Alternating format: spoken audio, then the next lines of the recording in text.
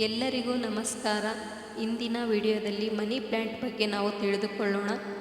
ವಾಸ್ತುಶಾಸ್ತ್ರದಲ್ಲಿ ಹಣವನ್ನು ಆಕರ್ಷಿಸಲು ಅನೇಕ ಉಪಾಯಗಳ ಬಗ್ಗೆ ಹೇಳಲಾಗಿದೆ. ಅವುಗಳ ಸಹಾಯದಿಂದ ನೀವು ಶ್ರೀಮಂತರಾಗಬಹುದು.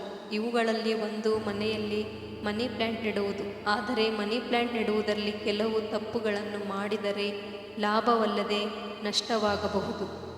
ಇದರಿಂದ ಲಕ್ಷ್ಮಿ ಕೋಪಗೊಳ್ಳಬಹುದು.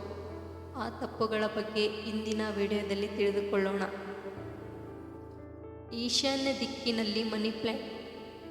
ಎಂದಿಗೂ ಮನಿ ಪ್ಲ್ಯಾಂಟನ್ನು ಈಶಾನ್ಯ ದಿಕ್ಕಿನಲ್ಲಿ ನೆಡಬೇಡಿ. ಈಶಾನ್ಯ ದಿಕ್ಕಿನಲ್ಲಿ ಮನಿ ಪ್ಲ್ಯಾಂಟ್ ನೆಟ್ಟರೆ ನಿಮ್ಮ ಆದಾಯದ ಮೇಲೆ ಇದು ನಕಾರಾತ್ಮಕ ಪ್ರಭಾವ ಬೀರುತ್ತದೆ.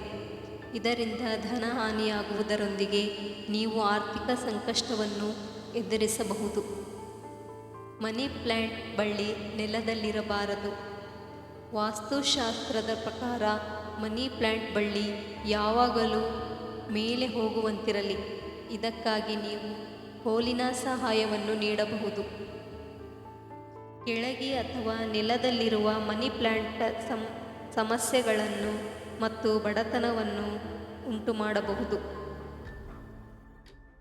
ಒಣಗಿದ ಮನಿ ಪ್ಲ್ಯಾಂಟ್. ಮನೆಯಲ್ಲಿ ಎಂದಿಗೂ ಒಣಗಿದ ಮನಿ ಪ್ಲ್ಯಾಂಟನ್ನು ಇಡಬೇಡಿ. ಸ್ವಲ್ಪ ಎಲೆಗಳು ಒಣಗಿದರೂ ಅವುಗಳನ್ನು ತೆಗೆಯಿರಿ. ಎಲ್ಲ ಎಲೆಗಳು ಒಣಗಿದರೆ ಆ ಗಿಡವನ್ನೇ ಬದಲಾಯಿಸುವ ಮೂಲಕ ಹೊಸ ಗಿಡವನ್ನು ಮನೆಗೆ ತನ್ನಿ. ಸ್ನಾನಗೃಹದ ಬಳಿ ಮನಿ ಪ್ಲ್ಯಾಂಟ್. ಮನೆಯೊಳಗೆ ಮನಿ ಪ್ಲ್ಯಾಂಟ್ ಇಡುವುದು ಶುಭವನ್ನುಂಟು ಮಾಡಲಿದೆ. ಆದರೆ ಸ್ನಾನಗೃಹದ ಬಳಿ ಮನಿ ಪ್ಲ್ಯಾಂಟ್ ಇಡಬಾರದು. ಜೊತೆಗೆ ಇದರ ಹತ್ತಿರ ಯಾವುದೇ ರೀತಿಯ ಕೊಳಕು ಇರಕೂಡದು.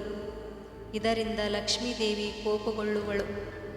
ಶುಭದ ಸಂಕೇತವಾದ ಮನಿ ಪ್ಲ್ಯಾಂಟನ್ನು ಮನೆಯಲ್ಲಿ ನೆಡುವಾಗ ಇಲ್ಲಿ ಹೇಳಿರುವ ತಪ್ಪುಗಳನ್ನು ಎಂದಿಗೂ ಮಾಡಬೇಡಿ.